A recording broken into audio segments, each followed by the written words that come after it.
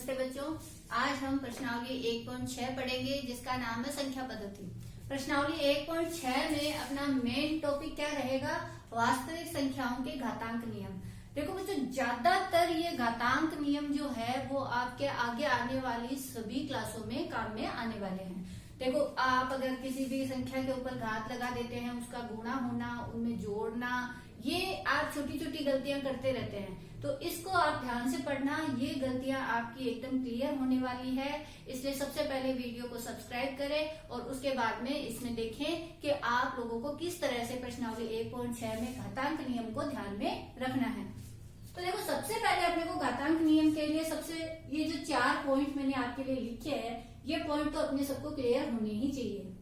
कि देखो, यहाँ पे ए की घात है p और a की घात है q, यहाँ इनका दोनों का गुणा हो रहा है और इसके घात में इसका जो आधार है ये क्या है? a है, और इसका आधार भी क्या है? a है। मतलब कि अगर दोनों का आधार सेम हो तो आप लोग उस समय घातों को क्या करेंगे? जोड़ देंगे। यानी इसको अपन लिख सकते हैं, आधार सेम है तो उसको अपन a लिखेंगे और घातें p और q हैं, तो जो भी घात होगी उसको अपन जोड़ देंगे। तो क्या मान बन गया अपना? p प्लस q बन गया, यानी a की घात p प्लस q। अगले में देखो, घात तो a ही है लेकिन इसकी घात ऑलरेडी p दे रखी है और इस पूरे की घात भी q दे रखी है। जब ऐसी सिचुएशन हो तो अपने दोनों की घातें क्या होंगी? गुणा होंगी। यानी अपन इसको लिख सकते हैं a p into Q, p गुणा q। तो p q को अपन एक साथ लिख देंगे। इसमें देखो, ऐसे a की घात है p और a की घात है q, तो यहाँ पे अगर देखो दोनों का आधार सेम है, इसमें भी a है और इसमें भी a है, तो उस समय ये दोनों घातें, ये घात q जो है ये ऊपर जाएगी। जब कोई भी बटे वाली घात ऊपर जाती है तो घात क्या हो जाती है? माइनस हो जाती है। तो ऊपर जाके ये a की घात माइनस q हो जाएगी, लेकिन घातें तो दोनों एक आधार सेम होता है तो घातें तो जुड़ती है ना। तो एक p और प्लस और माइनस का q, तो प्लस माइनस होके वो माइनस हो जाएगा। मतलब मान अपना बन जाएगा a p माइनस q। इसको आप प्लस वाले को लेते हुए समझेंगे। इसके बाद में देखो, a आधार है, इसकी घात है p और b है, इसकी घात है q। दोनों का आधार अलग अलग है ना, तो दोनों का आधार अलग अलग होने की वजह से अपन इस मानों को क्या लिखेंगे? a की घात p और b की घात q। इसी तरह से अपन इसको डिनोट करेंगे। ठीक है बच्चों?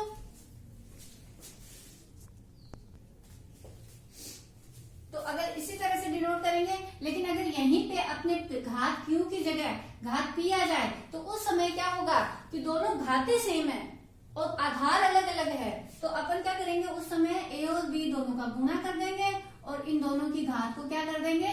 p कर देंगे। इस तरह से अपन इन दोनों की सारी घातों को लिख लेंगे। अगर अपन छोटा सा एग्जाम्पल लेके समझे तो a और a की जगह मान लो 2 हो तो 2 की घात 3 और 2 की घात 4 हो, मतलब a तो बेस हो गया और p और q क्या हो गए? 3 और 4 हो गए। तो उस समय आपका आंसर क्या आ जाएगा? 2 की घात 3 प्लस 4, यानी 2 की घात कितना बना? 2 की घात 7 बना। इस तरह से अगर यहाँ पे जैसे मान लो कि 2 की घात 3 है और q की जगह 4 है, तो 2 की घात 3 गुणा 4 यानी 2 की घात 12 आ जाएगा। अगर अपन इस सवाल की बात करें कि 2 की घात 3 हो और बटे में 2 की घात 4 हो, चलो मैंने बटे में 4 माइनस कर ले लिया, 2 की घात 4 ऊपर जाएगा तो क्या बन गया? 2 की घात 3 गुणा 2 की घात माइनस 4। और देखो, बेस सेम होता है तो घातें जुड़ती भी है, तो 2 की घात 3 प्लस और माइनस का 4 क्या बना? 2 की घात 3 माइनस 4। देखो ऐसे ही तो बना था ये, और 3 माइनस 4 क्या हो जाएगा? 2 की घात माइनस 1, और माइनस 1 है तो अपन इसको ऐसे भी लिख सकते हैं बटे में। मतलब कि ये 2 की घात माइनस 1 है, अपने बटे में आएगा तो मान क्या हो जाएगा? 2 की घात प्लस, यानी ऊपर से अंश से अगर हर में जाता है कोई भी घात और या हर से अंश में कोई भी मान आता है तो उसकी घात का मान क्या हो जाता है? प्लस होता है, तो घात माइनस हो जाएगी, माइनस होगी तो घात प्लस हो जाएगी। यहाँ पे देखो, a और b दोनों अलग अलग मान है। जैसे मान लो कि 2 की घात 2 और b की जगह 3 मान लेते हैं, 2 की घात 3 की घात 2, दोनों की घात सेम है ना, इसलिए अपन उस समय इसको क्या लिखेंगे? 2 गुणा 3 और इसकी घात 2, और 2 गुणा 3 का मान कितना हो गया? 6 की घात 2। इस तरह से अपन इसको लिख लेंगे। अब अपन इनके सवालों में समझते हैं। जैसे पहले का पहला सवाल है 64 64 की घात है 1/2। तो सबसे पहले देखो अपने को इस 64 को अभाज्य संख्या के रूप में कन्वर्ट कर लेना है। 64 को अभाज्य संख्या में कन्वर्ट करना सबको ही आता होगा। पहले 2 का भाग लगाया 32, फिर 2 का भाग लगाया 16, फिर 2 का भाग लगाया 8, फिर 2 का भाग लगाया 4, फिर 2 का भाग लगाया 2, फिर 2 का भाग लगाया 1। यानी कितने 2 हो गए? 1 2 3 4 5 6। यानी कि 64 का मान अपने पास क्या आया? 2 की घात 6 और इसकी घात पहले से ही कितनी चल रही है? 1/2। तो देखो बच्चों कौन सा सवाल इसमें अप्लाई हो रहा है? दूसरी घातांक नियम में दूसरा पॉइंट अप्लाई हो रहा है ना कि p की जगह 6 है और q की जगह है 1/2। यानी कि दोनों घातें गुणा होंगी। तो 2 की घात हो जाएगी 6 गुणा 1/2। तो 2 के पहाड़े से इसको काटो 3, यानी मान क्या आया? 2 की घात 3। और 2 की घात 3 का मतलब क्या हुआ? 2 कितनी बार है? 3 बार। तो 2 गुणा 2 गुणा 2, और 2 गुणा 2 का मान 2 गुणा 2 4, 4 गुणा 2 8। तो इस तरह से ये 8 आपका आंसर आ जाएगा। कर लेंगे सभी इसको। इस तरह से आपके जितने भी सवाल है पहले में आप उनको बहुत इजीली हल कर सकते हैं। जैसे दूसरा है, दूसरे का पहला सवाल क्या है कि 9 की घात है 3/2। तो सबसे पहले आप वही 9 का अभाज्य गुणनखंड करेंगे। तो 9 के अभाज्य गुणनखंड क्या क्या बनेंगे? ऑब्वियसली कि 9 में 2 का भाग तो जाएगा नहीं, 3 से शुरू करेंगे अपन। 3 2 9, फिर 3 एकम 3। यानी कि 9 के मान के लिए क्या मान आया? 3 इंटू 3। 3 इंटू 3 मतलब 3 कितनी बार आया? 2 बार आया। तो 3 की घात 2, और इसकी पहले से घात कितनी चल रही है? 3/2।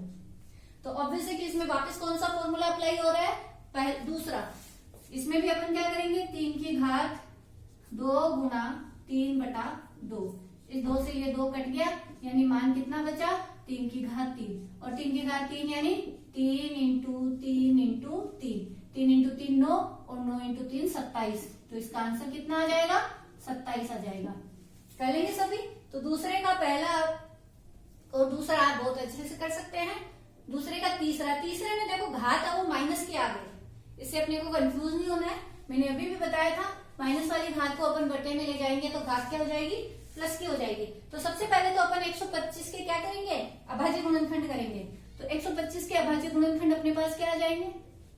लास्ट में 5 है तो देखने से ही पता चल रहा है कि अभाज्य संख्या 5 का ही भाग जाएगा। यानी 5 का भाग लगाया, 5 दूनी 10, फिर 25, 5 25, फिर 5 का भाग लगाया 5, फिर 5 का भाग लगाया 1। यानी कि 5 की घात कितनी आ गई? 1 2 3। 5 की घात आ गई 3। तो अपन इसको लिखेंगे 5 की घात 3, और इसकी घात में क्या चल रहा है?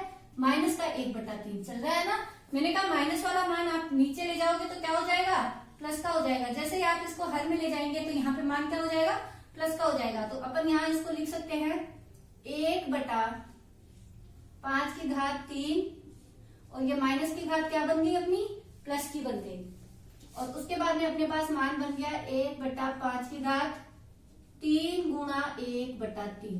देखो वापस वही अपना दूसरा वाला अप्लाई हो रहा है फॉर्मूला। 3 से 3 कट गया, 5 की घात कितनी आई? 1। यानी आंसर कितना आ गया? 1/5 आ गया।